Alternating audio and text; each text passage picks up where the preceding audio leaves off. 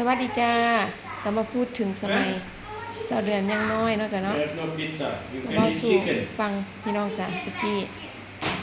กี้ปู่กับย่าเพิ่นมีสวนกับสวนไก่พี่น้องไก่บ้านตะกี้หลายกิโลเด้พี่น้องเอ้ยว่าแม่น6-7 โลพุ่นละไปย่างไปเด้บ่มีมอไซค์บ่มีหยังย่างไปบัดนี้ย่าเพิ่นก็หาบกับเป้เนาะจ้ะเนาะหาบกับเป้พี่น้องใส่ไม่หาบไปบ่ว่าสิเป็นกับข้าวกับน้ำบ่ว่าสิเป็นหยังละแล้วหาบกว่าจะฮอดให้ฮอดสวนน่ะก็โอ้ยนั่งพัก2-3เทื่อพุ่นล่ะพี่น้องสาวเดือนตะกี้ยังน้อยก็ไปกับย่าเด้ไปคือกันมื้อนั้นก็ไปน้ำย่าล่ะไปแล้วมันสิมีตำนานเขาเจ้าเว้ากันเนาะจ้ะคนในหมู่บ้านมันสิมีต้นกระบกนะคะต้นกระบกกับโขดหินอยู่ข้างทางต้นหมากกระบกนี่ก็สิแม่นหลายปีแล้วแหละพี่น้องนะคะตะกี้เขาเจ้าเว้าเนาะจ้ะเนาะเขาเจ้าว่าว่าคนนะคะทุกคนเพิ่นไป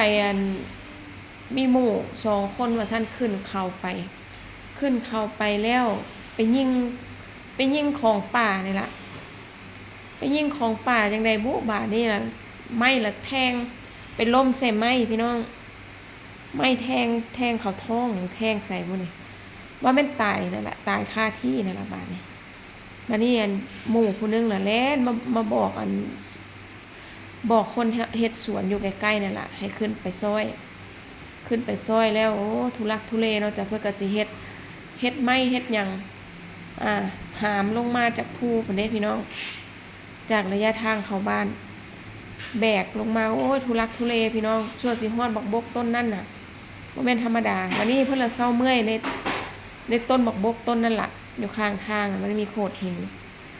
บ่ว่าสิไปสวนไปหยังก็ต้องผ่านนะคะอันนี้ชาวเดือนก็ได้ยินมาเทื่อนึงแต่ว่าชาวเดือนก็มีการสัมผัสได้อยู่พี่น้องนะคะเพราะว่าอย่างเข้าไปใกล้ต้นหมักบกต้นนี้ยามใดนะคนขี้งลุกเด้เพิ่นว่ามันมีผีตายเอาผีตายโหงมาพักไว้นี่แล้วก็พักเศร้าเมื่อยอยู่นี่วิญญาณก็สิอยู่นี่พี่น้องเพิ่นเว้าหั่นบัดนี้แล้วเขาเจ้าก็เว้ากันว่าพ่อเอาศพมาพักไว้นี่จักหน่อยเขาก็เอาเข้าบ้านบัดนี้เรื่องแปลกๆก็มานำตามมานำแหละบัดนี้ว่ามีบางคนก็เห็นมาดำออกมาจากโขดหินใต้ต้นหมกบกกะแม่นนะคะว่าสิเป็นงัวน้อยออกมาใต้ข้างต้นหมกบกกะแม่นนะคะแต่ว่าส่วนตัวชาวเดือนแล้วเห็นคือจังเพิ่นเว้าอยู่พี่น้องเพราะว่าชาวเดือนตอนนั้นอายุยังน้อยอยู่เนาะจ้ะเนาะอายุยังน้อยอยู่ประมาณ8 ปีเนี่ยเว้ย8-9 ปีนี่แหละแม่ใส่ไปซื้อของอยู่ในบ้านไปกับน้องชายกันประมาณ7 ปีผู้นึงไล่ๆกันกับชาวเดือนหัวปีท้ายปีเอาน้องไปเป็นหมู่แล้ววันนี้มันใกล้สิมืดแล้วเด้มันตะกี้มัน5 โมงกว่านี่โอ้มันเริ่มมืดแล้วเด้เกือบสิ6 โมงนี่พี่น้องอีหลีบ้านเฮาบ้านนอกเขาหั่นฟ้าวแล่นไปกับน้องผ่านต้นบักบกต้นน่ะขาไปบ่เห็นหยังดอกขามาบ้านหมู่เจ้ากว่าสิเข้าบ้านได้มันก็มืดย่างเอาเนาะบ่มีจักรยานเด้ย่างเอาทั้งย่างทั้งแล่นไปกับน้องนั่นบักขามาพอสลึมสลือแล้วบาดนี้ค่ำแน่บ่ค่ำแน่ล่ะพี่น้องจ้ามาละ20 เดือนละเห็นมาดำโตใหญ่พี่น้องออกมาจากข้างต้นบักบกน่ะ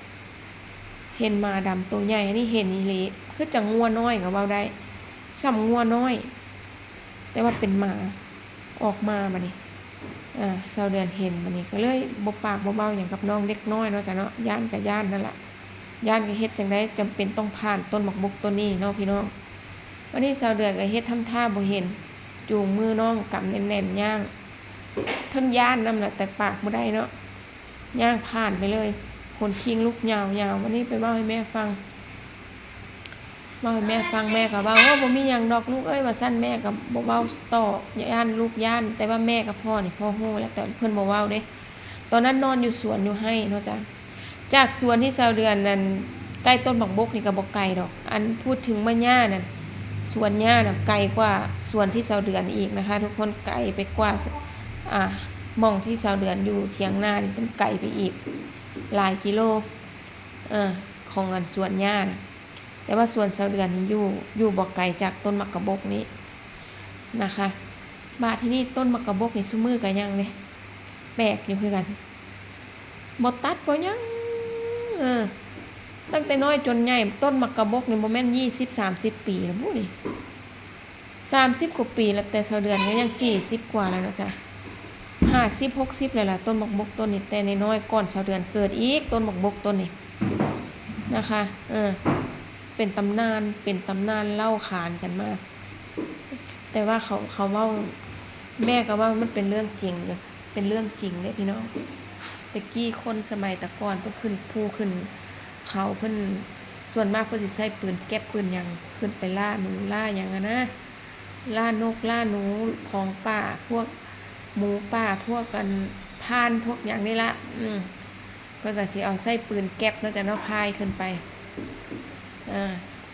ตำนานนี่เป็นเรื่องจริงแต่ซุมื้อก็เป็นตำนานนั่นล่ะแต่ว่าสิ่งเล่นลับเนาะจ้ะบ่ว่าสิอยู่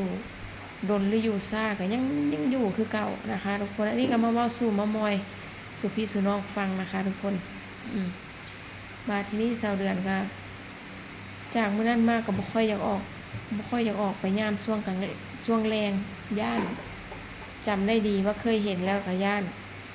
จำได้พร้อมว่าแม่เคยเว้าให้ฟังผู้เฒ่าเว้ากันเฮาได้ยินเฮาก็จำมันย่านพี่น้องยอมรับว่าย่านแต่ว่าก็จำเป็นต้องได้ใช้เส้นทางนี่บางเทื่อก็ไปโรงเรียนไปนอนกับพ่อกับแม่ไปโรงเรียนกับไปนอนอยู่สวนนี่ก็ต้องตื่นแต่เช้าเด้พี่น้องตื่นแต่เช้าๆตี 5พ่อแม่นึ่งข้าวเป่าไฟห่อ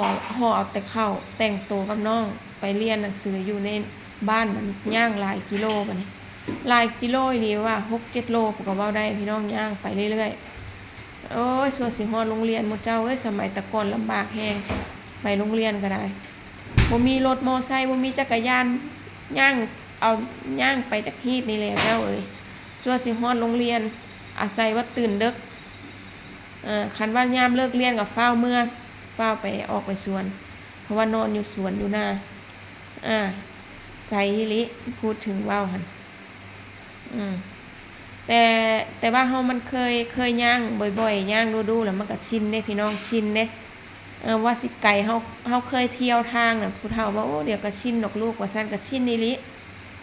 ชินบัดนี้เทิงเฮาก็เป็นเด็กน้อยเนาะบ่ค่อยอัน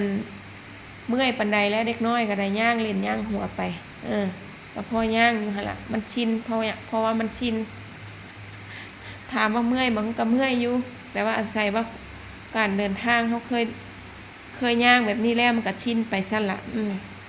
มาที่นี่อันบ่พอดนบ่พออันนั้นดอกเอามันเอาหยังออกปลูกมันเสร็จแล้วก็พาเขามาอยู่บ้านพามาอยู่เฮือนอยู่ซ่านเจ้าของอยู่ในบ้านใครแน่บัดนี้ย่างไปโรงเรียนก็ได้พอย่างบ่ไกลแน่จักหน่อยเขามาอยู่ในบ้านล่ะสบายเนี่ยกี้เขาก็เว้าบ่ได้เนาะเขาเป็นเด็กน้อยพ่อแม่พาไปอยู่ใส่กับไปเนาะพี่น้องเอ้ยนะคะพ่อแม่เฮาพาไปอยู่ใส่ไปทำอาหารกินอยู่ใส่เฮาเป็นเด็กน้อยเฮาก็เลือกบ่ได้ล่ะมันสิเป็นอยู่ทางใดก็ได้อยู่กับพ่อกับแม่คือเก่านะคะซุมื้อนี่ตำนานมันก็ยังคือเก่านั่นล่ะต้นหมกบกซุมื้อก็ยังคือเก่าล่ะอีหลีเช้าเดือนไปยามใดก็ยังคือเก่าบกต้นนี้บ่มีไผฟันบ่มีไผเฮ็ดหยังได้เขาปล่อยเป็นต้นไม้ประจำทางไปเลยบ่เห็นเขาตัดเขาหยังเลยโขดหินก็ยังคือเก่าหั่นล่ะซุมื้อนี้ไปยามใดก็ได้นะคะเมามอยสู่กันฟังช่วงแรงนะคะฟังหูไว้หูใช้วิจารณญาณในการรับฟังนะคะทุกคนค่ะนะจ๊ะสะเดือนพาสาวน้อยมาแต่ทะเลนะคะทุกคนหางมาพี่น้องจ้ะพ่อใหญ่แล้วก็ซ่อมเครื่องกาแฟเราเนาะจ้ะนะคะบ้านแล้วอยู่กลุ่มซ่อมตั้งแต่เมื่อเช้านี่เครื่องกาแฟเพิ่นน่ะท่านได้แล้วอยู่วันนี้มาเฮ็ดอีกยามมื้อแลงคือพ่อยามใดเฮ็ดยามนั้นล่ะงานนั้น งานอิสระตามใจสันคือพ่อสิเฮ็ดยามใดแล้วก็เฮ็ดว่างยามใดเวลาใดแล้วก็มาเฮ็ดบ่ดนแล้วก็ไปรออะไรลังเทื่ออะไรบ่พอก็ได้สั่งนะคะเอาวันนี้ซะเดือนลาพี่และน้องไปในคลิปนี้นะคะสวัสดีจ้า